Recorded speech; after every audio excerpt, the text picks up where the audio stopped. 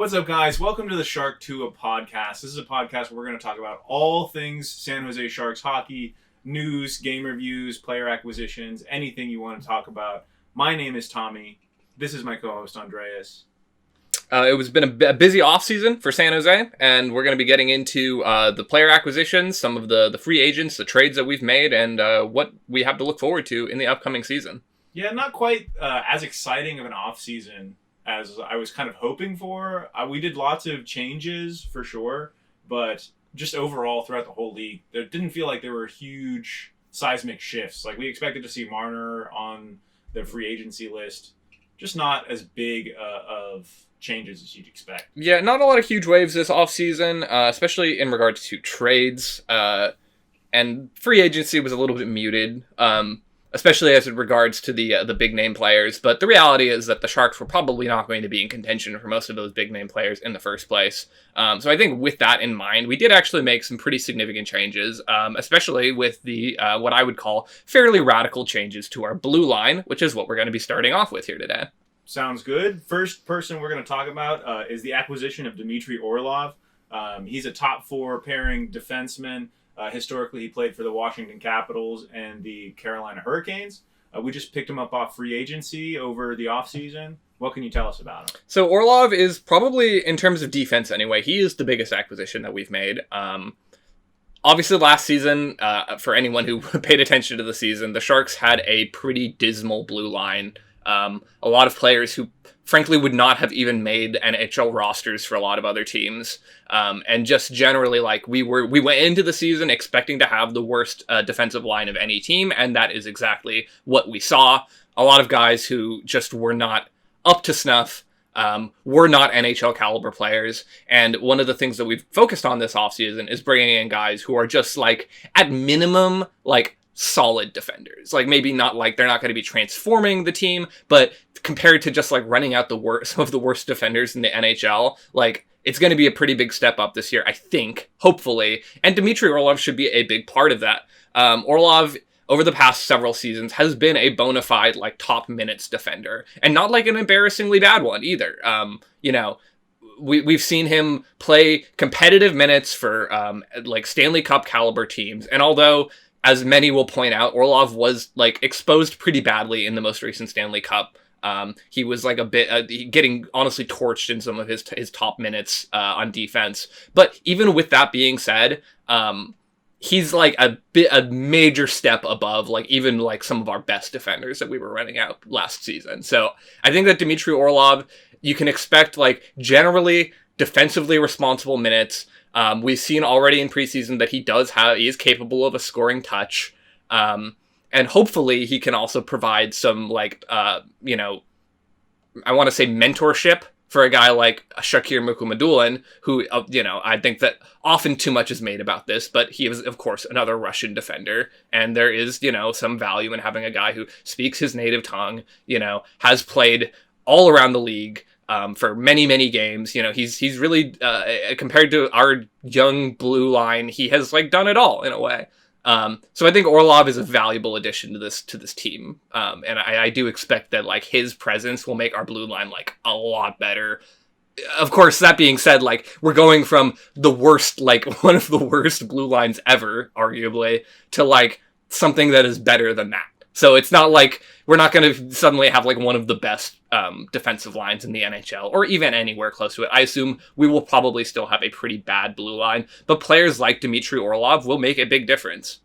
I think a big thing for the direction of the San Jose Sharks going into the future is just that we have such incredible talent bases, especially on our young guys, especially on our young forward line. We have Quentin Musty, obviously Macklin Celebrini, Will Smith, Igor Chernyshov, just so many guys that you really expect to push us forward. Just getting to the point of, I'll even say mediocrity for the blue line, getting to a point where we just have NHL average defensemen really puts us in so much better of a position. It's so hard to commit to your offense and commit to your young guys when you just have to worry about getting scored on, getting pumped game after game. And we already saw improvement in that over the last season versus the season before that. Like in 2023, 2024, we had like at least 3, 4, 5 games where we were scored on in double digits. And that happened maybe once or twice last season. So we've already seen an improvement in our defensive line. Having a guy like Orlov there, just to be solid, be somebody with Stanley Cup experience, be somebody who has looked really impressive at previous points in his career, makes a big change for our whole development. I agree. I think it's a pretty big upgrade, and I think that it's easy to overlook because it's like, you know, we're talking about a team that was quite bad last year, obviously like historically bad the season before that. And so especially for people who are like maybe not like fully on board with the rebuild or whatever, it's a little bit harder to look at like little improvements from a position like that and be like, okay, this is something to be positive about. But it is real, you know? I mean, like you said, last season, despite the fact that we were still the worst team in the NHL, and it wasn't particularly close, I think we finished like 10 points behind the Blackhawks, who were the second worst team and quite awful in their own right. But when you're in the position that the Sharks have been in for several years now, and of course we are like hopefully starting to maybe come out of a rebuild, but we are still in the rebuild. You take the little improvements, and they can actually be pretty significant. And much has been made about the fact that we had more 1-goal losses than any other NHL team last year, which is true. We were in way, way more games than we were the year before that, or even the year before that. So I think that just like these little incremental improvements with a guy like, you know, adding a guy like Orlov, hopefully we're going to be in a lot more of those games, and maybe we actually come away with some of the wins. And like you said, like, we have the offensive, at least the young offensive talent. Like, you can see where guys are, like, potentially going to blossom into, like, actually quite good offensive players. But the reality is that without a blue line that is even, like, remotely competitive, your offensive players are not going to be accomplishing what they should be because they're going to be in their own zone most of the time. And that is, you know, we saw a lot of that last year, even though it was improved, especially, like, first periods were kind of brutal in that way. It felt like we were always getting off to a bad start, and then we were trying to fight back, and sometimes we even would make the comeback. But it's difficult to, like, if you're putting yourself constantly in a position where you have to make the comeback and you're never in the offensive zone because you're always, like, scrambling in your defensive zone behind blue line defenders who just aren't very good, it puts your offensive players in a really tough position. And I think that's part of, like, what makes an offensive season from a guy like Macklin Celebrini, or to a lesser extent, like, an offensive performance from Will Smith last year, like, so impressive. Because they didn't have, even though they were playing a lot of minutes, they did not have the most offensive zone time, like, of any player in the league, to say the least, because they were constantly scrambling in their own zone. And so, yeah, I think that a guy like Orlov will help a lot. I will say that we've seen him in preseason a little bit so far. As of right now, the moment we're recording this, we've played 4 out of 6 preseason games. And I believe Orlov has played 2 of those, and in one of those, he looked great. He looked like one of the best players on the ice, honestly, for either team, and especially, like, for our blue line, he looked, like, transformational. And then we saw him again the other night against the Ducks, and quite honestly, he looked really bad. But to his credit, he was playing, he's a left-handed defenseman normally, and he was playing from his right side, and that's a difficult position. He doesn't, like, have a lot of experience. You can look back at his stats throughout his career. He doesn't have a lot of experience playing off of his right side. And there is also the factor that it's preseason. So a guy like Dmitry Orlov, who is pretty much guaranteed a spot on the team anyway, is not going to be playing as hard as, like, someone like, I don't know, like, let's say Mukhamadullin, who obviously he will be on the Sharks this season, but he has, as a young player, he has a lot more to prove. So he's going to be trying his absolute hardest to, like, ball out during preseason. Whereas, like, a guy like Orlov, or, you know, looking at our forwards, a guy like Tyler Toffoli doesn't need to try as hard because realistically, like, he's on the team anyway. And you can sort of, if you want, you can look at that like, oh, like, you want to see more hustle out of the veterans, even if they know their spot is secure. But you look around the league, and the reality is that most players who are, like, bona fide veterans who are guaranteed a spot are just not going to play as hard. So overall, I think Orlov is a big addition. We have him for 2 years. It's not a 1-year deal.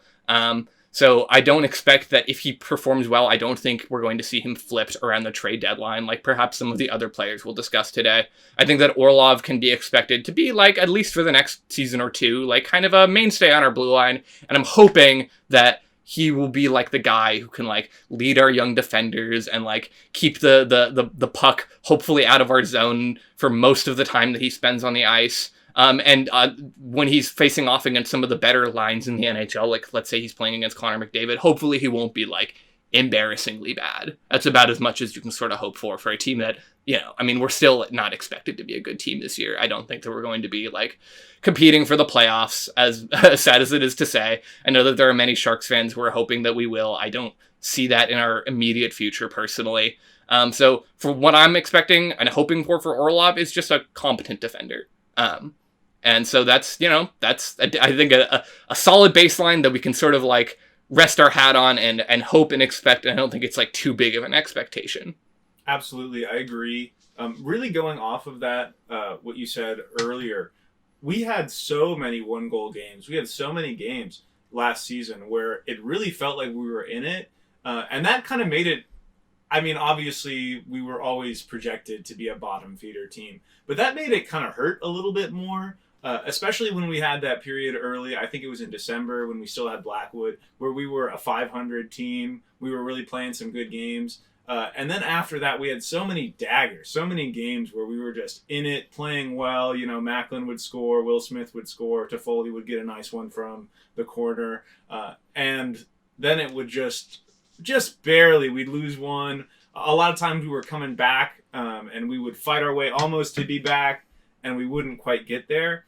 So I think Orlov really represents that next, just one step forward, just like one foot in front of the other play that we really need, because I know that we are bad. We're not a good team in the league, but I don't think we're nearly as far off as the scoring differential would make you believe, or as just like points in the league would make you believe, especially with a lot of our young guys theoretically taking steps forward. If we can expect Macklin to do similar to what he did last year, but like 5% better, that's huge. If we can expect Will Smith to play similar to how he played in the second half of the season, the whole year, that's huge. If we can expect Yaroslav Askarov to just be a pretty reasonable goalie as opposed to Georgiev, who I respect what he did, Tank Commander Georgiev, but like Georgiev, worst goalie in the league, that's huge.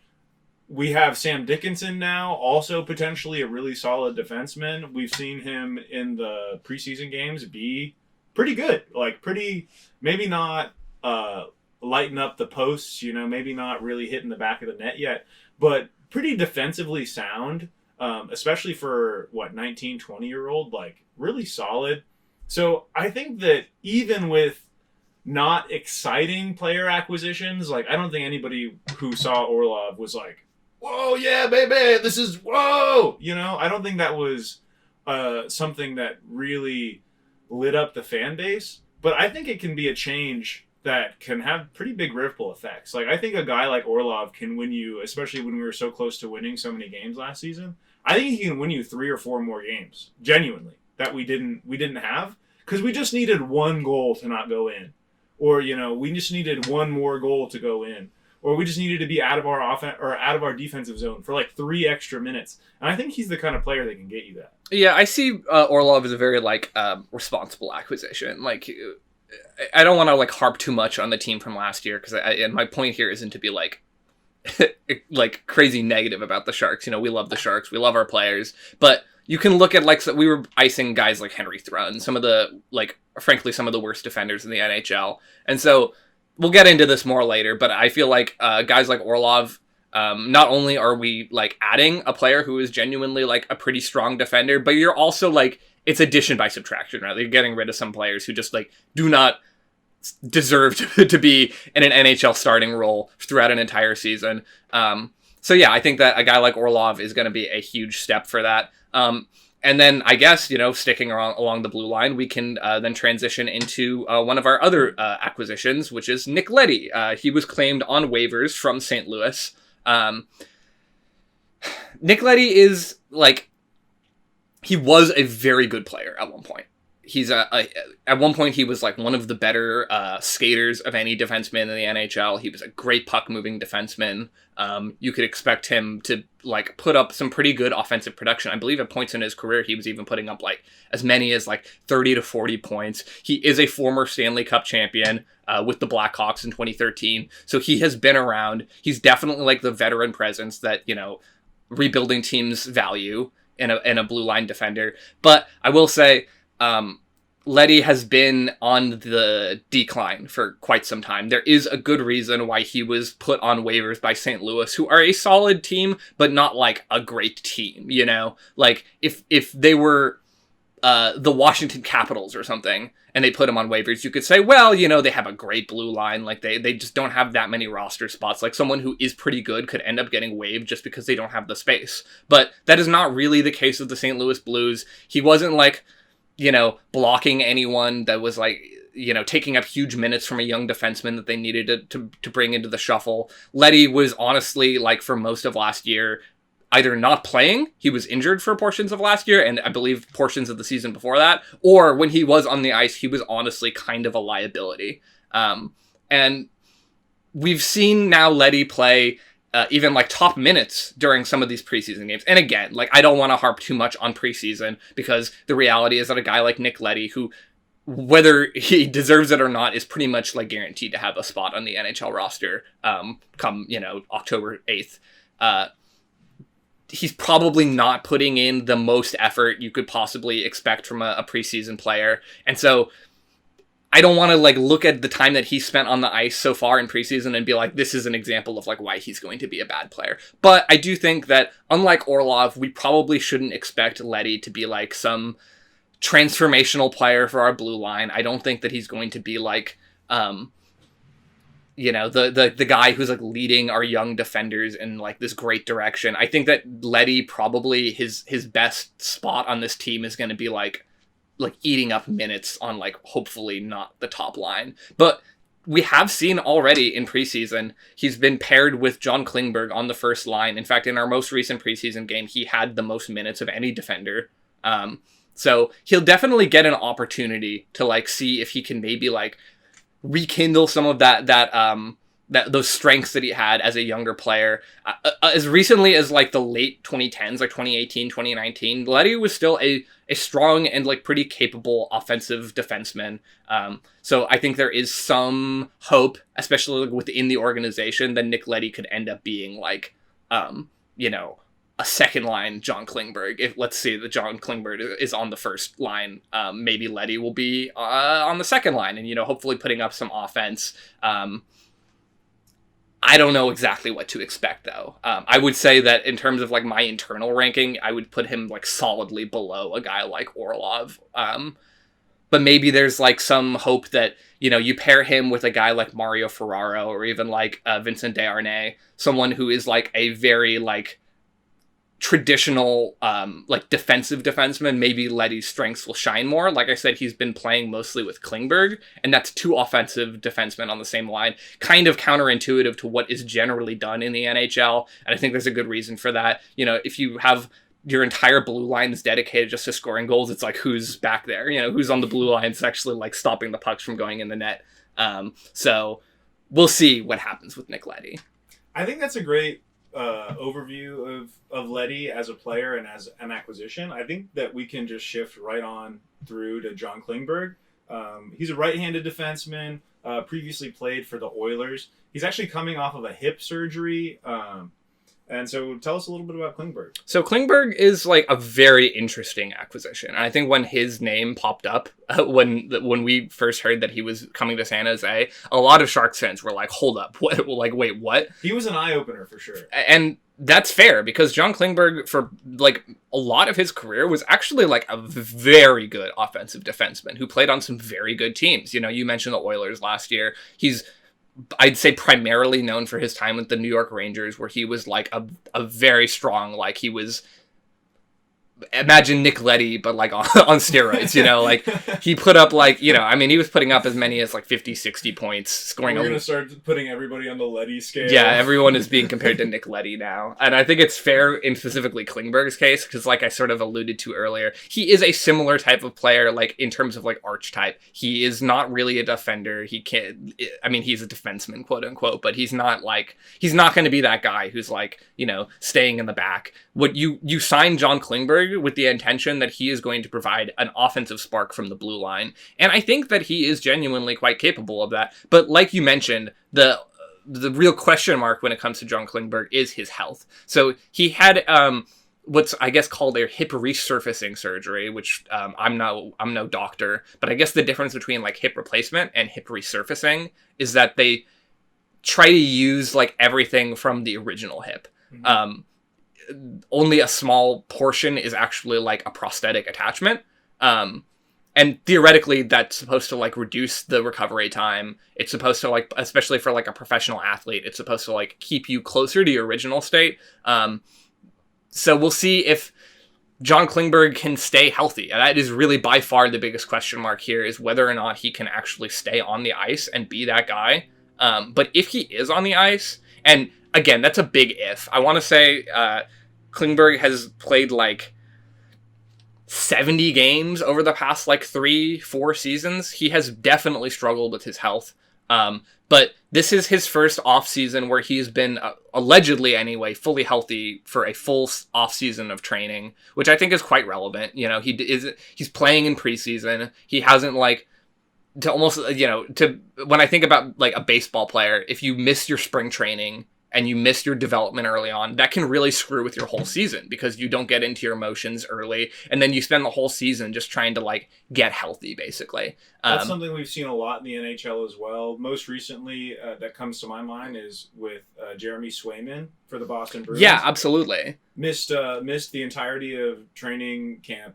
Came in really expecting to light up the league. Like me personally, I expected Jeremy Swayman to come in and become like a top 16 goalie in the league. Maybe it was a little hopeful, but I really expected him to be excellent. Missed training camp, and he was a mediocre goalie over the season. I know this isn't a Bruins podcast. I think he can bounce back, but it really shows you that just one training camp can take you from like expecting excellence to fighting for scraps a little bit. Yeah, because you like I said, you don't, when you don't get the chance to go through your emotions as you expect, it kind of can throw off the whole like tempo for your whole season. And that's something that John Klingberg has suffered a lot with recently. But like you mentioned earlier, he played with the Oilers last year. He missed a lot of the regular season due to injury, but when he came back, he wasn't playing like top minutes or anything like that. So we can't be like, oh yeah, he was like an incredible first-line defender or anything like that. But especially in the Stanley Cup, he was playing quite a bit of minutes,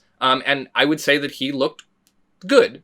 I wouldn't say the Oilers did not depend on him to be like that guy for the team. He wasn't like the Oilers playoff run did not depend on whether or not John Klingberg could be like an incredible offensive touch. So there was a little bit less pressure on him, but also that means he was not really given those opportunities to be that kind of player. But despite that, he ended up looking, I'd say, pretty good. It was sort of like one of the under stories of the Oilers Stanley Cup run was, wow, John Klingberg is actually like on the ice and he is playing in a way that is not like embarrassingly bad for the team. So I think that he is a guy that has a lot to prove this offseason, like a lot to prove, because if he has another injury shortened season, it could be like, honestly, like I don't even know if it's the beginning of the end for his career. At that point, it would be kind of like the middle of the end for his career. So he, like I said, you know, he's got a lot to prove. He will be given that opportunity in San Jose. If he can stay healthy, there is no doubt in my mind that he will be given the opportunity to be like that offensive spark plug out of the defensive line. And considering that a guy like Sam Dickinson is, you know, still just like learning his way in the league, I think that having a guy who is like a veteran offensive defenseman who like theoretically can put up those kinds of points is a very valuable thing for us. So I like the John Klingberg acquisition quite a lot, actually. And I will say that Klingberg, unlike Orlov, was signed to a 1-year deal. So if he ends up having a very strong start to the season, you should not be surprised to see his name pop up in like trade rumors, especially as we get closer to the deadline. He is definitely like a potential like trade bait kind of acquisition, because we're still definitely in the stage where if we have a good player who's like an expiring contract, and there is demand for him around the league, you can expect that there's a good chance that they will be moved before the trade deadline this offseason. So that is something to keep an eye on regarding John Klingberg. So far in preseason, I would say that Klingberg has looked pretty good. Again, he was playing with Leddy in the most recent game against the Ducks, and he did not look that great. But I don't like I said, I don't care for that construction. I don't think that having Klingberg and Leddy on the same line is a good idea, just from like a generic hockey perspective. Like, you don't want both of those offensive guys. And I kind of doubt that we will see that for a lot of minutes throughout the NHL season. But they have been like paired together a lot in training camp. They have been paired together a lot in preseason. So we might see it like for a while at the beginning. Hopefully, my hope anyway, is that Ryan Warsofsky will not like hang his hat on that and will not be like, this is like the line that we need to run out. I would not be surprised to see Klingberg sort of go up and down the defensive lines to start the season and see where he slots in the best. But I do think that like a best case scenario for John Klingberg, he could be like that 40 to 50 point player out of the blue line that the Sharks honestly have been sort of lacking the past couple of seasons. You know, we had Wallman for parts of last year, but I think that the ceiling for a guy like Klingberg is probably a little bit higher than the ceiling for a guy like Wallman, but you could argue that the reverse is true. He probably has a lower floor. Like, there's a chance he just gets hurt, doesn't get to play very much, and like doesn't go through his motions. But I think it's one of those like high reward, medium risk acquisitions that I really like for the Sharks. So I'm excited to see what Klingberg can actually add to this team. I think the Sharks are in a great position just in terms of our rebuild, going off of that, where risks are not really risks. I mean, you can't be stuck in rebuild hell forever. Like, nobody wants to be Columbus. Like, you just can't do it, you know? And we've been in the rebuild position for quite a while. We're going on our 6th season of being in the rebuild. But if you take a swing and a miss on a player right now, we're not dropping out of playoff contention from playoff contention. We're not out here really super disappointed. You know, if we end 27th in the league, that is a huge step forward. So taking a risk and failing on the risk, I mean, it sucks, but it's acceptable. Whereas if we take a risk and it pays off, that can be big for us. I think this is going to be something that I harp on a lot, in that we are closer than it looks. Like, I think that we need, obviously, just talking about general goals for the season, we need our young guys to step forward. We need Askarov to look at least solid and take some step forward. We need Macklin Celebrini to be healthy, to be able to play. And even honestly, if he stays at the same level he was before, I mean, that's great. He's already excellent. Obviously, we want him to advance, but if he just kind of stays where he is, that's excellent. We need Will Smith to move forward. But around these guys, you talk about how Klingberg wasn't expected to be that guy. We kind of have that guy. We have Celebrini. We have Will Smith. We have Yaroslav Askarov. We have Sam Dickinson. Yes, they're young, so we can't expect them to be that guy yet. But a hockey team is built with like 3 that guys and 20 guys who help them and do their job and are solid. So if we can just get more solid players that can really allow our younger guys to develop, expand their full potential, we're really excited about that. Talking about the potential of trade with Klingberg, definitely I think that's possible. I do think Big Money Mike, our boy, has indicated that he is done with trading for picks. I mean, obviously, you get a really high draft pick, you take it. But I think at this point, what we're going to see in this season, any trades that we make are going to be for players that are in the league, maybe young, probably young. But I don't think we're really going to see trading away anybody for first, second round draft picks anymore. I think that we're a little bit past that point. I think we need young players, people who can go forward and play NHL games. I don't think we're looking for players that'll benefit us 3-4 years from now when they first start hitting the ice. You know, we draft somewhere in the second round. I don't think that's what we need right now, and I don't think that's the direction of the team.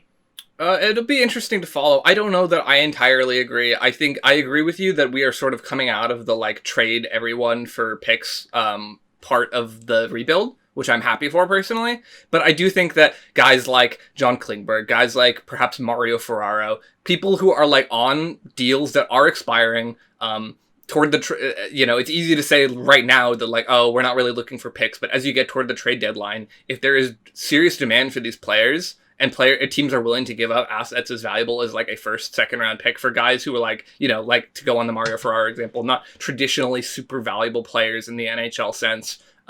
If you can get an overpay and that comes in the form of a pick, I don't think Mike Grier will turn his nose up at that. I do think that, to your point though, we probably won't see any trades like we did last year with the somewhat maligned Fabian Zetterlund trade. I think that if we are trading guys for picks, they will be players like Klingberg who are not expected to be back the next season. And so you can sort of like just say, okay, we're going to take a little hit to the NHL team and like trade that for like a future asset. And even if we get a first round pick, that doesn't necessarily mean that we have to like draft using that pick and like improve the team exclusively through the draft. A first round pick is an asset like any other trade asset, and you can move that in exchange for NHL ready talent. Or, perhaps you could skip the middleman and like ship out a guy like Mario Ferraro in exchange for like a young, incoming NHL player who's expected to be able to help the team in the next season or two. But I don't think that we're completely past that point.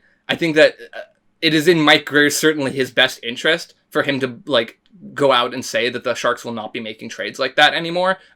Because like you said earlier, we have been in the rebuild stage for quite some years now.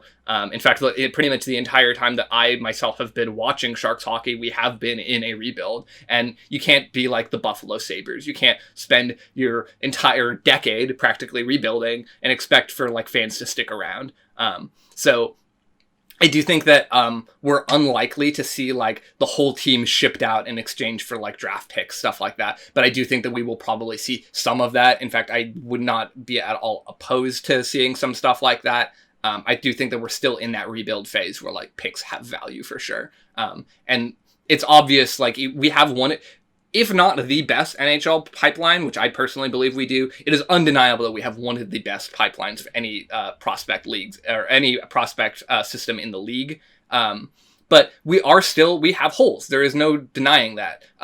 We could use more like high quality defensive prospects, even with a guy like Sam Dickinson, even assuming that someone like maybe an unexpected player like Matthias Havelid ends up panning out. Even like with all that going correctly for us, we still are going to need some blue line prospects. And so I think that like having those extra picks is like still very valuable for us. But yeah, I'm not expecting that we're going to like get halfway through the season and suddenly see like Shakir Mukhamadullin or like some like compelling young player get traded because we're like rebuilding or whatever and the demand is high. I think that you're realistically the only players you're going to see traded in a situation like that would be like someone like John Klingberg. So that's the reason I specifically call that out. And I think that is a decent enough time to transition to the next acquisition, which is we're moving on from the blue line here onto... Real quick, actually, I want to hold you off on that. Yeah, what's up? I think that we should talk a little bit about Sam Dickinson. He is not exactly an acquisition. He is not, new to our organization. But Sam Dickinson is joining the Sharks, indicated by, I believe, both Warsofsky and Big Money Mike, that they expect him to play in the NHL this season. Yeah. It is seemingly expected that he will be playing, as close to 82 games as he'll be able to earn.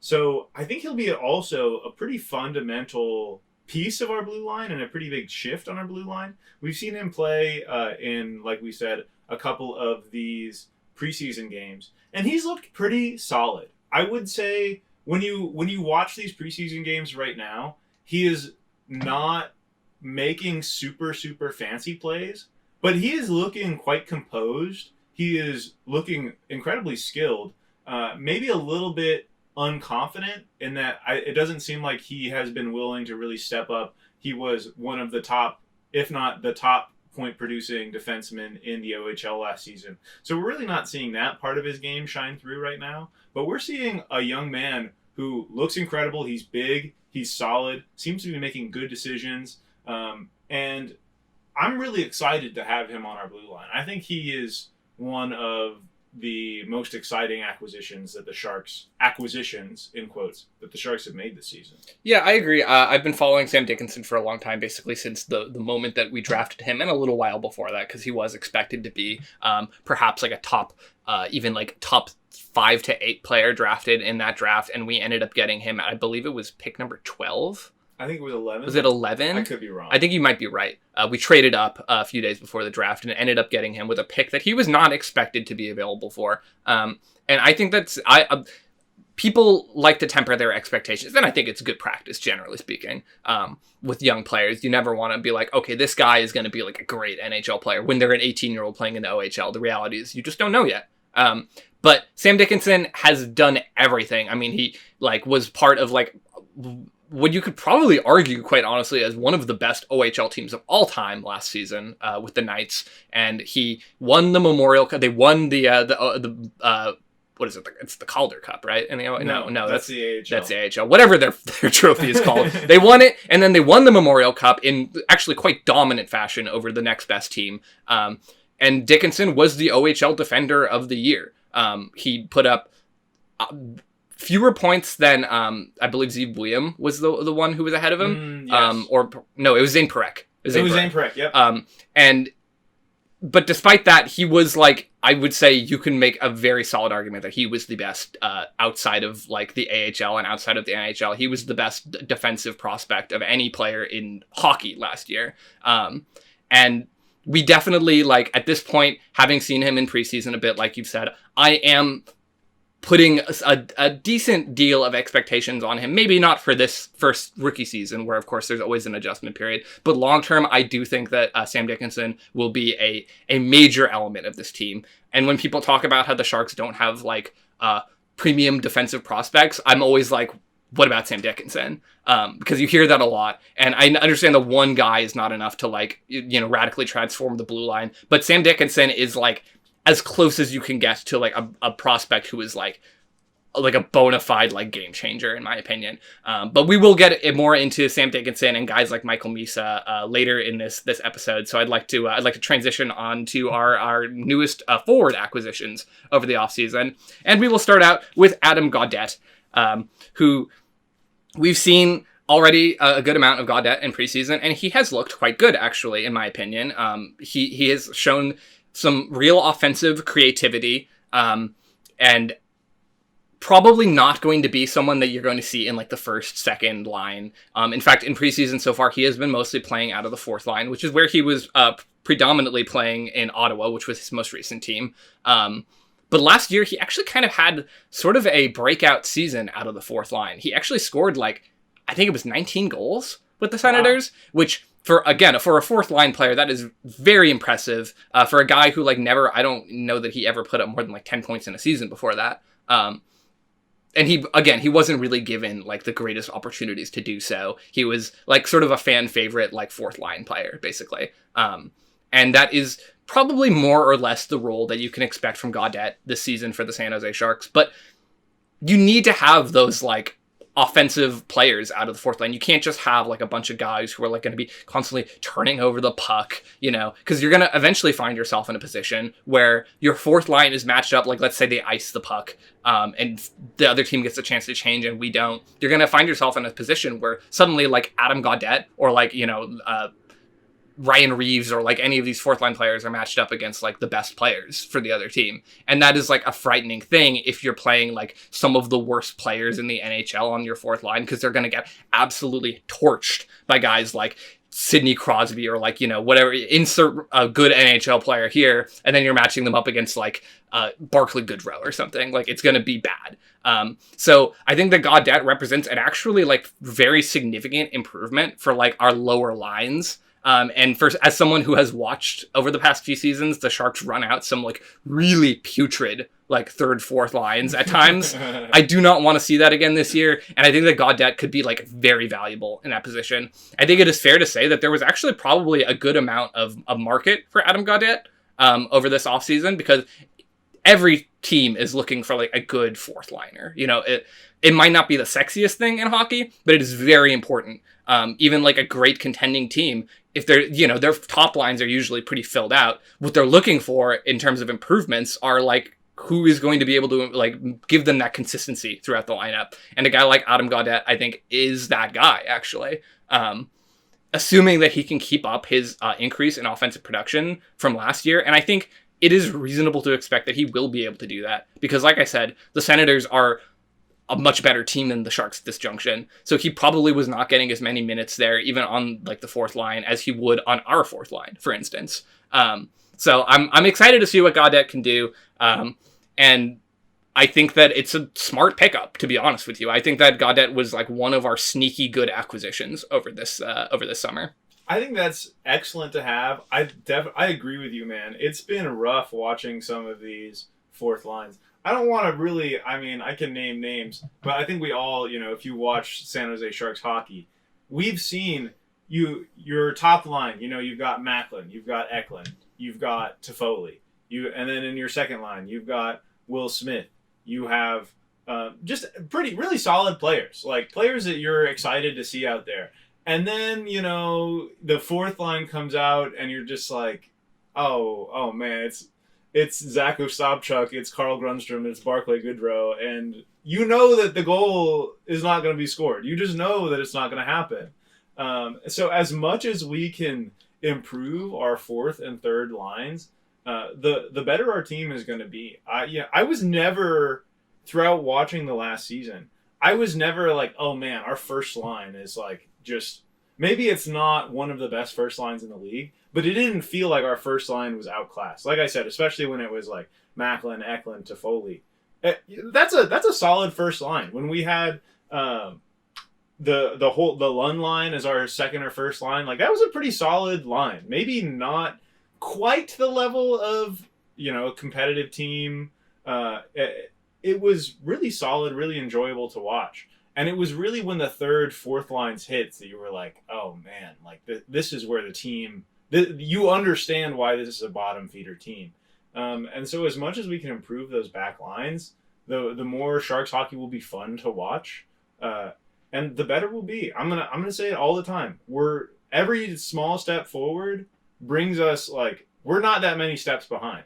We're behind, but we're not as far behind as people think. Yeah, I think it sort of goes back to what we were saying about the blue line, about how, like, maybe you have some pretty actually solid players in there, but then when you get to the back line and it's like some of the like players who don't even honestly like deserve to have an NHL roster spot, those are the kinds of players that replacing them makes a big difference in terms of, like, we should hopefully this year, my hope is that we will just be a regular bad team, as opposed to like one of the worst teams in the NHL, or like one of the worst teams arguably in like NHL history. I would like very much for that to not be an argument that you can make about the Sharks this year. I would love if we were just like kind of a not good team instead of like a galactically horrible team.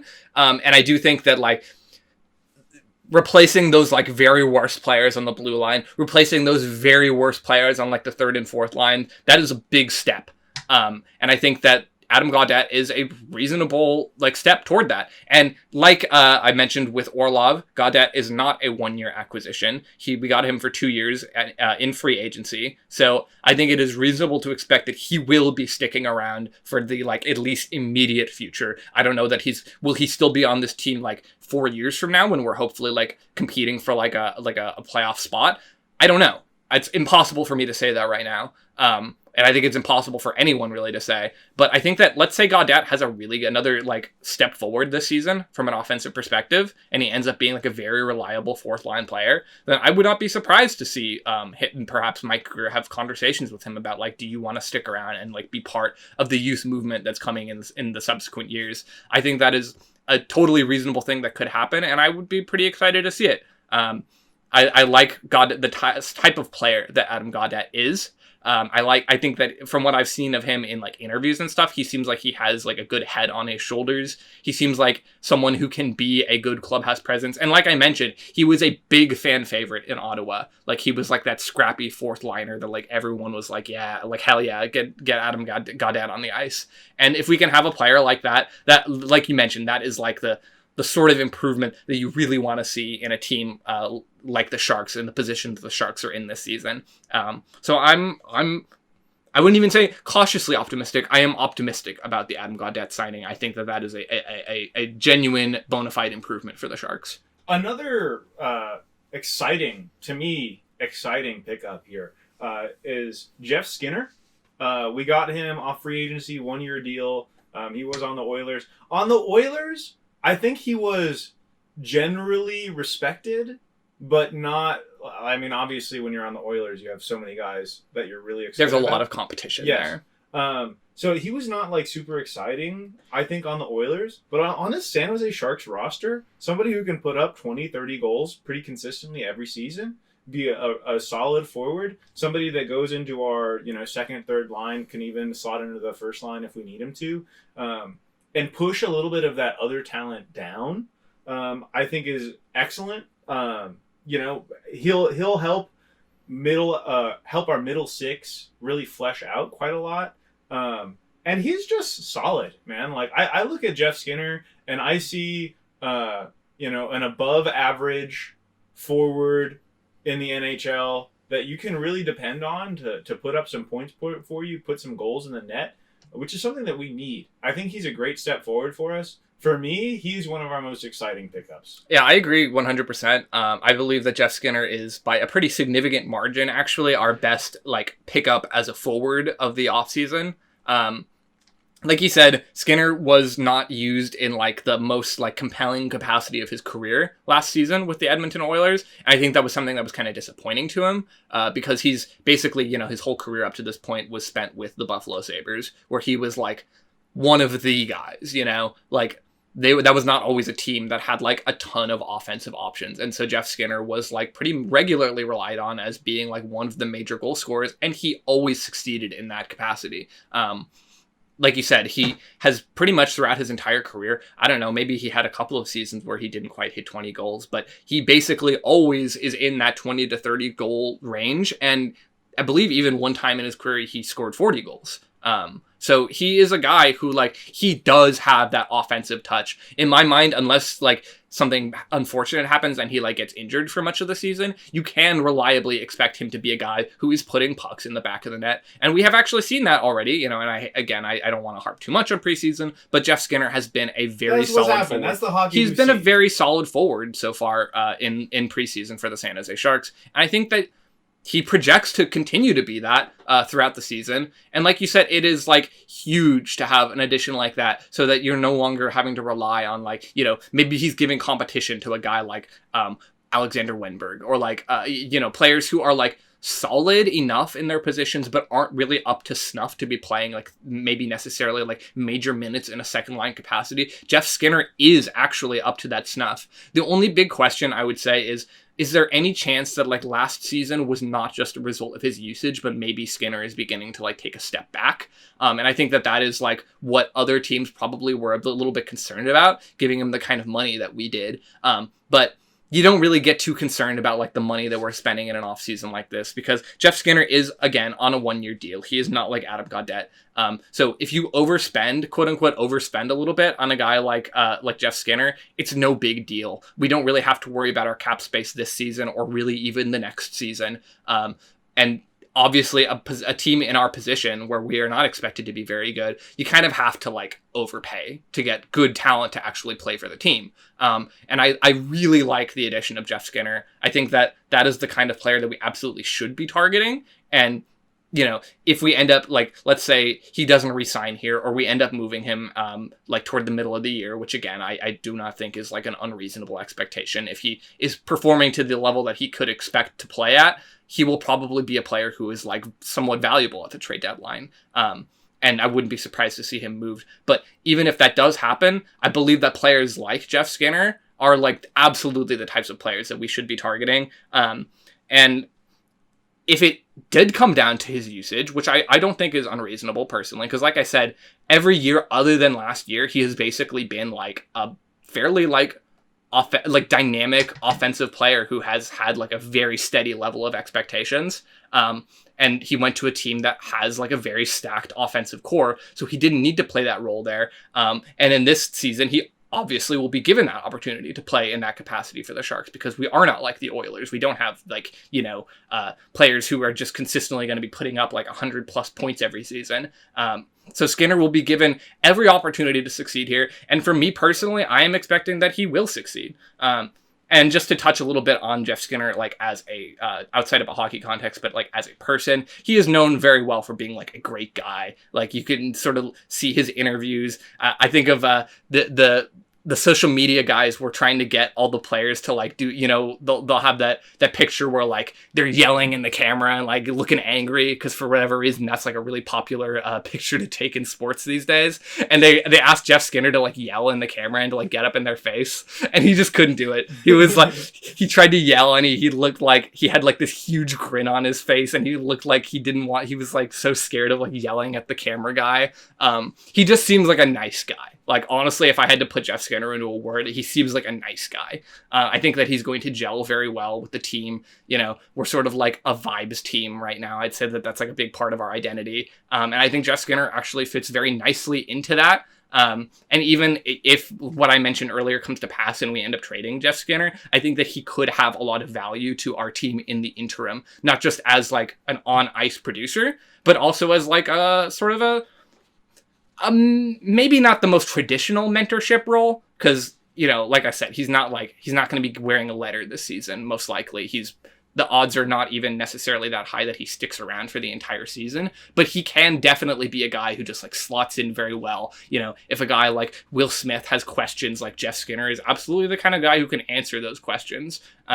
So I think that the signing makes sense on a lot of different levels. But the most important one to me, of course, is just like on-ice production, which you can expect out of Jeff Skinner. So I think that realistically, he is probably like the best forward that we acquired over the offseason. And I do have like fairly high expectations for what he's going to do in Teal this coming season. Yeah, I think it's very exciting.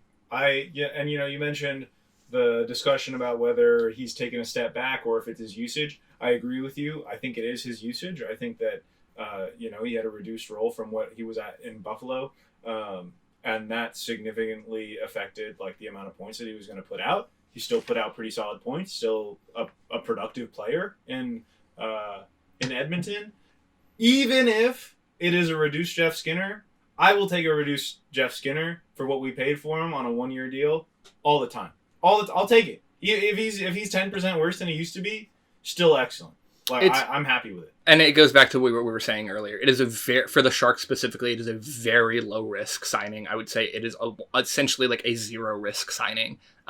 So if he is great for us, that is amazing. If he is like just okay for us, that is fine. And I honestly don't think that he is going to be any worse than just okay for us, unless like I said, something happens and he doesn't end up playing that much of the season. That would be like the one outcome where I could expect that like maybe Jeff Skinner ends up not being that great of a pickup. But outside of that, like I think that this is the type of signing that I want to see the Sharks make. And when I saw that this signing was announced, I was very happy. I remain very happy with it. I think that he is going to be one of those players who gives us like a leg forward in just being like a decent NHL team this year.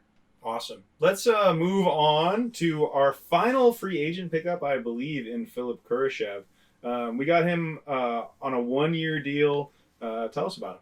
So Kurashev has played the last couple of seasons with the Chicago Blackhawks, who another team like us that is not good and does not expect to be good for the foreseeable future. So Kurashev was playing in like not the most optimal capacity for sure. And 2 years ago, actually, when he was paired consistently with Connor Bedard in his rookie season, Bedard was like basically lived up to everyone's expectations. I think you can make an argument, and much has been made about this, that Bedard's second season was like a slight disappointment compared, like, relative to the expectation. He was obviously still a fantastic young player and will continue to be a fantastic young player. I have no doubt about that. But he, you can make an argument that he took a step back last year, or, whatever you want to call it. But in that rookie season, he was paired quite consistently with Philpp Kurashev. And during that year, Kurashev actually had like a very good season. I want to say he put up like 50 points or something like that, paired with Connor Bedard for a team that, of course, is not good with the Blackhawks. So that is pretty impressive. Last year, he struggled a lot, actually. He initially, I believe he started the season in the same capacity, playing alongside Connor Bedard somewhat consistently, and he was not the player that he was the year before that. And so he ended up getting moved around quite a bit. He ended up for many points throughout the season on like the third or fourth line on a team that does not have a lot of offensive options. So that kind of shows you that he was definitely struggling, and at times even ended up closer to the end of the season as like a healthy scratch for a lot of that season. So it was like a step back in like pretty much every like considerable way for Philpp Kurashev. And so this year he has a lot to prove. The phrase Bedard merchant was uttered quite a bit with regards to Philpp Kurashev. Like, it seemed like maybe he could be a good player playing alongside someone like Connor Bedard, but maybe like that is like the one situation where you can actually expect the level of offensive output from him. And so that is why he is no longer on the Blackhawks. We did not acquire him via trade. He was let go by the Blackhawks because last year was like so disappointing for him. And so this season is like the perfect example of like a prove it season for Philpp Kurashev. He has to show that not only is he not like a quote unquote Bedard merchant, he is like a player who can actually like produce at an NHL level in like hopefully a few different types of spots, because I think it is pretty likely that like last season with the Blackhawks, he will be moved around the lines. He might be given even a couple of opportunities on like higher lines, like maybe even as high as the second line, if depending on the roster construction on any given night. But like realistically, he'll probably be spending more time on like the third and fourth line, sort of bouncing around. He is a player who can like, play a couple of different positions offensively. So the hope is that he can, take that big step forward and be closer to the player he was the year before last, rather than like the player that he was last year, which was, if he maintains that level of production, then he doesn't really have a place even on a team like the Sharks. Especially when we have a lot of young players like who probably are not expected to make the NHL this year. Like, for instance, someone like Quentin Musty would have a very solid argument for playing over Kurashev if he ends up being like that, like not very offensively dynamic, not very impactful player that he was last year. He would be, definitely an argument for like a player that should be like taking a step back in favor of a younger player. But if he can be good this season, then that would be huge for us, because we got him, for nothing, essentially. He was a free agent acquisition who is not even being paid very much. So if he can end up being surprisingly good, or like even in some universe, like go back to the form that he had the year before last as like a 40 to 50 point player, that would be actually quite significant for the Sharks, because we do have offensive holes that could be filled by a player like that. And I will say that in preseason, so far, Kurashev has actually looked quite good overall. He hasn't been like lighting up the score sheet, but you've seen like flashes of what makes him like actually a fairly talented player. And I'm interested to see if he can transfer that over to the regular season, because even in some of those games he was playing against like fairly solid NHL lineups, like or like at least reasonably close to NHL level lineups. It isn't like he just has like performed well when playing against like what are essentially AHL teams. He has actually looked okay in most capacities so far. So I'm going into the season with a degree of optimism for Philpp Kurashev, for sure. Another low risk, potentially high reward player. I'm happy with the pickup. I mean, if you see somebody who is taking a step back and you're the San Jose Sharks, taking a step back from being pretty good, like not just, NHL average, but above the NHL average, I think it's worthwhile to take a swing on him. I think that's the kind of player that, I'm definitely happy to see that we're giving a shot.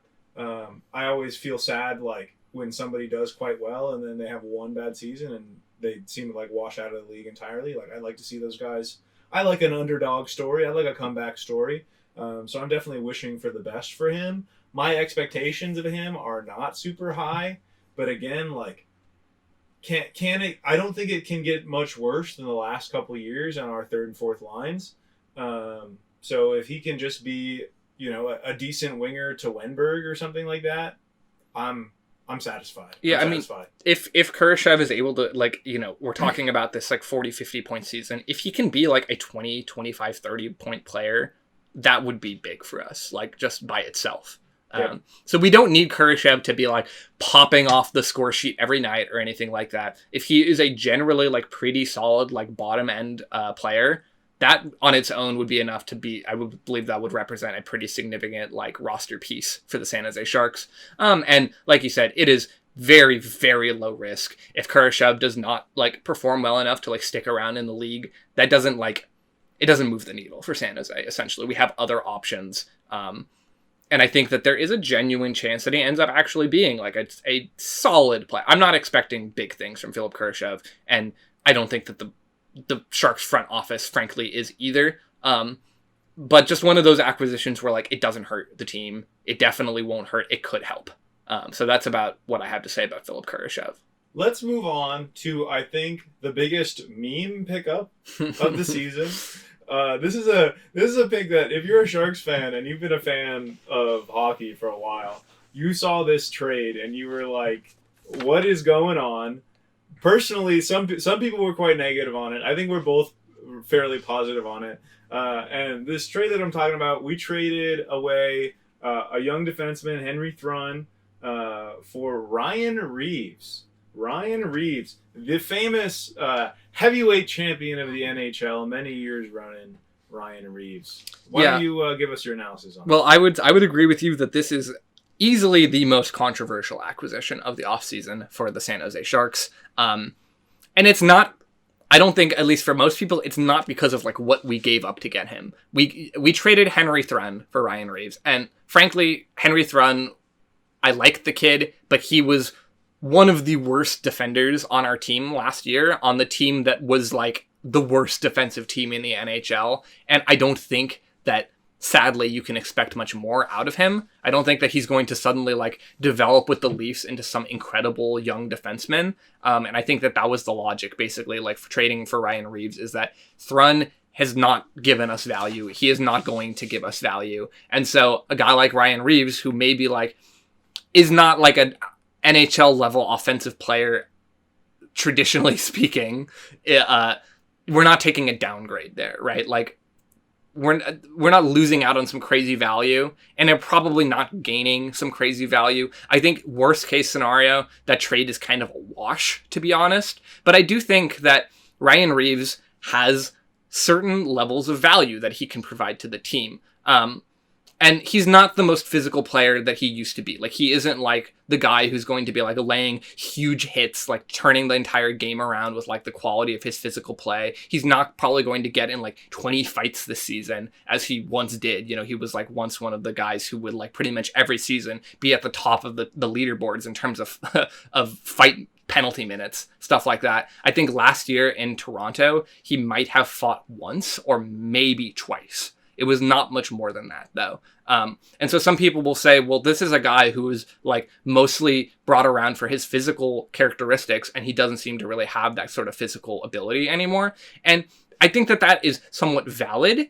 But I also think that Ryan Reaves is, like, and I'm paraphrasing something that I believe Brody Brazil said once, but Ryan Reaves is the kind of guy who, like, theoretically, he can protect a young player like Celebrini or a young player like Will Smith, Sam Dickinson, Michael Misa, just by existing, basically. Absolutely. He might not even need to be on the ice, because in the back of your mind, if you're a player on the opposing team, you just don't want to take a risk, like, with a dirty hit against Macklin Celebrini or, like, a dirty hit against Will Smith, because you know that at some point in the game, you might end up face-to-face with Ryan Reaves. And that's a pretty good discouragement, especially for a guy who, you can argue that maybe at this point in his career, it's not a justified reputation, but Ryan Reaves has a reputation for being that guy who will beat the hell out of you if you take liberties with, like, a young player on his team. And so I do think, and this is maybe not the most, like, analytics forward position,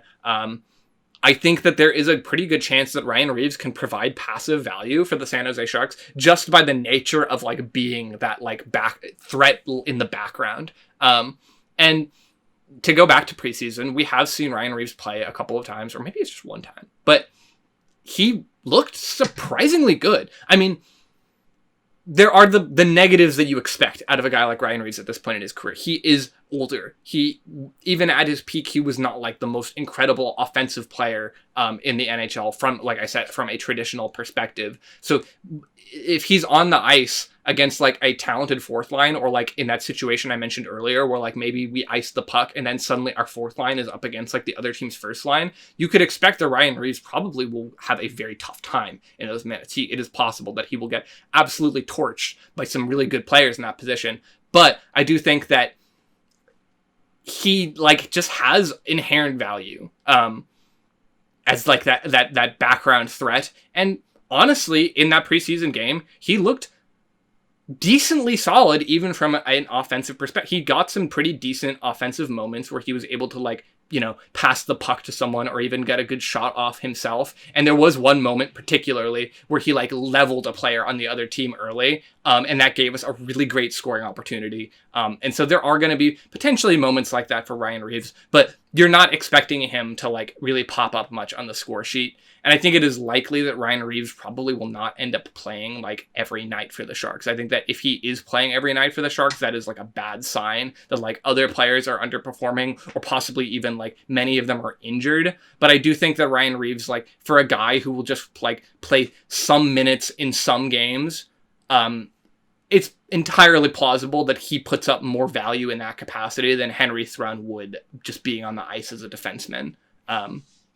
I also, you know, you talk about passive value, and hockey games are not won with locker room culture, but Ryan Reaves just has a long-standing reputation of being a great locker room guy.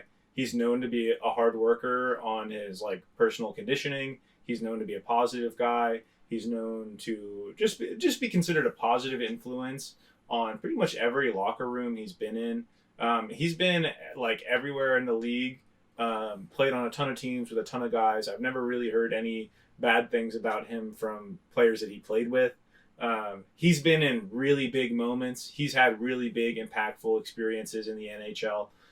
So I quite like it. I mean, I was pretty. I don't know if I was high on Henry Thrun, but I had expectations of Henry Thrun, especially earlier in his career, and he disappointed. To be honest, I think that's the biggest word that I would use for him. It was, you know, I was excited. I thought Henry Thrun could really be something for us, and he didn't really turn out to be. I'm not going to put a ceiling on him. I think that there is a world in which he can pull it all together. I think a lot of what we saw with Henry Thrun was a lack of composure. Like, I think Henry Thrun could have good plays, and then a goal would get past him, and then you would just see him kind of crumble on the ice. So I think you could see him really improve in that way and become a solid player down the line. But I definitely agree. I think Ryan provides more value to us than Thrun did at this point. I think that he's somebody. I think he's fun. I think it's fun to have like a classic old school enforcer on your team. Like, I think that is just an enjoyable thing to have. We have lacked grit, I would say, as a team. That I think that he will, again, he's not fighting all the time anymore, but he definitely brings a little bit of grit to your team, big hits. So I'm overall pretty positive with it. I think it's pretty fun. I'm excited to see Reaves. I think the idea of going to the tank and seeing somebody wearing a Reaves Sharks jersey, that just makes me smile. I think that's a funny thing to envision. So overall, I think it's a fun pickup. And I think it could be quite positive for us. And perhaps worth noting, Ryan Reaves was traded with 1 year left on his deal. So he will probably be on the Sharks for this year and probably not again after that. I do not think that there is any real chance that he stays on the team. I also don't think that there's any real chance that he ends up being like a potential like trade deadline bait.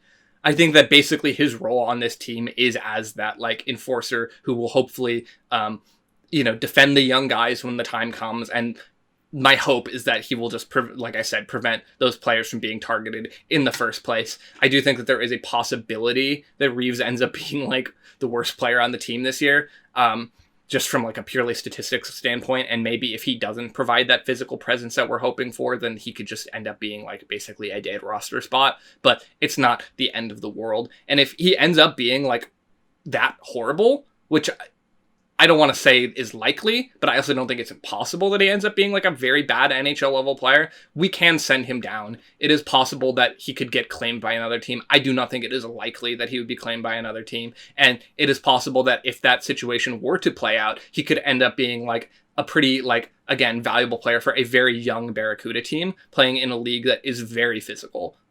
The AHL is pretty famous for being like a pretty rough league to play in, as it like if your team is primarily made up of a bunch of like 19, 20, 21-year-old guys, because you're playing against like 27-year-olds who have been playing, or like 28-year-olds who have been playing in the AHL for a long time and have made their name in a lot of cases being like just goons, essentially. We've seen a lot of those types of players in preseason. We see that pretty much every year, where AHL players who are not going to make the NHL are trying to like make waves throughout the team. So they'll just go out there and just like wallop some like 20-year-old who's like playing one of his first preseason games. And I want that Barracuda team to be like protected in a situation like that. So if that should come to pass and Ryan Reaves does not end up playing that many games for the Sharks, I do still think that he could have value to the organization in that capacity. But yeah, like you said, Reaves is like pretty much regarded universally as like a good clubhouse presence. And we've seen that already. Like a lot of the young guys have talked about Reaves playing with him in preseason so far and like just like working with him in training camp. And it seems like he is very well liked. I've seen, I want to say Alan Hoshida, the pregame guy for NBC, has like interviewed a bunch of players and asked them like, let's say you're in a tag team match, like a wrestling tag team match, like who do you want on your team? And probably like 6 out of 8 young players he has asked that have all said Ryan Reaves. For reasons that are understandable, but also because he just is like that guy. You know, he's like a nice guy who is like, will protect you and is like, has been around the league, you know? So I think that there is some potential value for Ryan Reaves. I don't know that there is much more to say about him than what we have said, though. I don't think there's anything more we got to say about him. Let's move on to one of the last acquisitions we're going to talk about here. We did trade a 2028 third rounder to Pittsburgh for this player, Alex Nedelkovic. He's a goalie. He's a solid, reasonable backup goaltender. It is maybe slightly concerning to me that Pittsburgh, a team that is notably having pretty big goaltending issues, is willing to trade away this player. But, you know, overall, interesting little trade. 2028 third rounder is not something I'm super sad about losing. What are your thoughts about him? So Nedelkovic, I think that the trade honestly makes sense for both ends. The Penguins, even if they are a slightly worse team on paper without Nedelkovic, it doesn't really matter to them. I mean, it's no secret at this point that the Penguins are entering a rebuild in a very similar way to like where we were at like a few years ago. And so if they see a player who maybe isn't traditionally worth something like a third round pick and we're giving them that offer, I could see them pulling the trigger on that, even if it makes their team slightly worse. I do think that Nedelkovic is like a very passable, like NHL level backup goaltender. And I do think that is the position that he will probably be in for most of the season. It's no secret that we brought him in to be like, I mean, it's possible he could end up starting more games than we expect if Askarov does not end up having like a totally sensational rookie year in the NHL, which wouldn't be that shocking. You know, it is difficult to be a young goalie in the NHL. It is pretty like uncommon to see players have like a season like Dustin Wolf did last year, where they come in and they're immediately like a tremendous goalie. So let's say Askarov comes in and he has like a pretty like spotty start. It could be that Nedelkovic ends up taking like more of a starting role for parts of this season. And if that did happen, it wouldn't be the worst thing ever. Nedelkovic is although he has mostly spent the majority of his career as that backup guy, he's actually been quite solid in that position for a lot. Maybe not the most consistent backup goaltender, but that's not really what you look for in a backup goaltender, is like incredible consistency. And it's part of why they are in that role in the first place. I do think that Nedelkovic is like, let's say that we didn't acquire him and our lineup instead this year is like Askarov is like the 1A, and then the backup is like a guy like Carrier or Carrier, however it's pronounced, from the Barracuda. That's a worse tandem for sure. Yeah. And it's not because I don't think that Carrier is like a solid player. I think that he is a solid player, but he is another young goaltender who could end up having like the very same kind of struggles that Askarov is having, except worse, because he is not, there's no question about whether or not he is like an Askarov level player. He is not an Askarov level goaltender. Whereas Nedelkovic, he's been around the NHL. He has been actually like quite productive in that backup goaltender position. So I think that this is a good like move that just makes the team like, it gives us a higher baseline of what we can get out of a goalie on any given night. I certainly, let's say Askarov has a bad game and we have to switch in the backup goaltender, I will feel way more confident with a guy like Nedelkovic in the net compared to like, some random goalie who's currently on the Barracuda. I agree. I like this pickup actually. And we have seen him again in preseason quite a bit so far. And honestly, he has had better overall performances than Askarov has. And Askarov hasn't always been put in the best positions, but he will not always be put in the best positions this year anyway. So there's a lot, honestly, that you can hope to see out of Nedelkovic this year. And sort of like what I said with Adam Gaudette, he has been like definitely like a big fan favorite goalie for like a lot of his career, especially with the Penguins. He is somewhat beloved over there. So I think it's a very good like just veteran goalie acquisition. We didn't have to give up too much for him. It's not like nothing. A third round pick for us in 2028 could still theoretically be a fairly decent pick. But it has more value to the Penguins than it does to us at that point, because that's far enough in the future where like if we're drafting, it's a third round pick. So like the level of expectation for that isn't like that high in the first place. But even if they do end up getting a good player with that pick, it's not someone that you would expect to start being a like competitive NHL level player until like 2032, which is like, at that point, we're getting so far into the future that the Sharks are going to be focusing more on their NHL roster at that point than they are on like who we're drafting with like a third round pick. So I like the Nedelkovic pickup.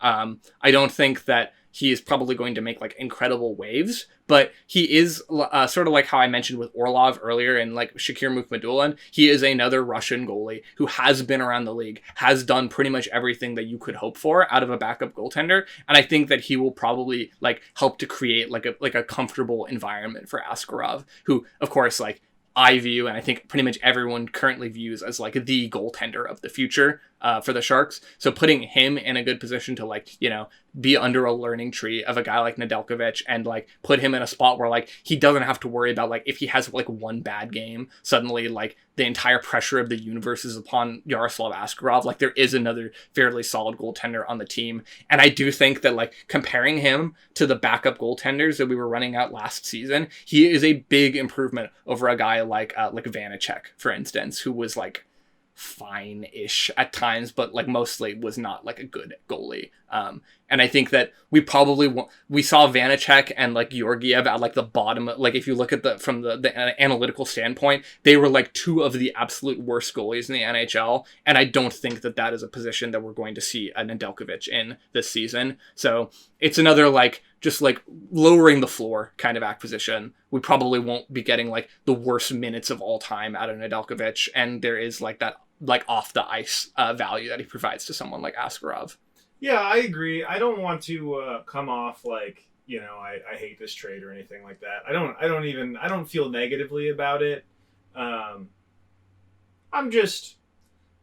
not super excited about it. Like to me, this doesn't reach my ear like Jeff Skinner reaches my ear or Orlov reaches my ear. I think Nedelkovic will be a solid backup for us. I think he makes our team better for sure. I think our goaltending situation is where we have struggled. I mean, we've struggled most places, but we've really been struggling to have solid goaltending. I think he's the kind of guy that you can bring in, expect him to, make the saves that you generally need him to make, but maybe not make many more saves than you expect. Like, I think he's going to be a pretty close to 0 goals saved above and below expected kind of guy. And that's good. That's solid. You want a nice, consistent goaltender. But that's what I feel like we're getting out of that. I think it's definitely reasonable. I'm excited to see what he can do, but more so, I'm hoping that he doesn't get that much play. Like, I don't want to see Nedelkovic's name in the goal that frequently as much as I can. I want to see Askarov. I want to if we're getting lots of starts from Nedelkovic, that means to me that Askarov is disappointing a little bit, or maybe he's hurt. I want him to play backup goaltender minutes, backup goaltender starts. I want him to have as minimal an impact on the Sharks as possible. In my ideal Sharks hockey future. And I think that that's everyone's ideal.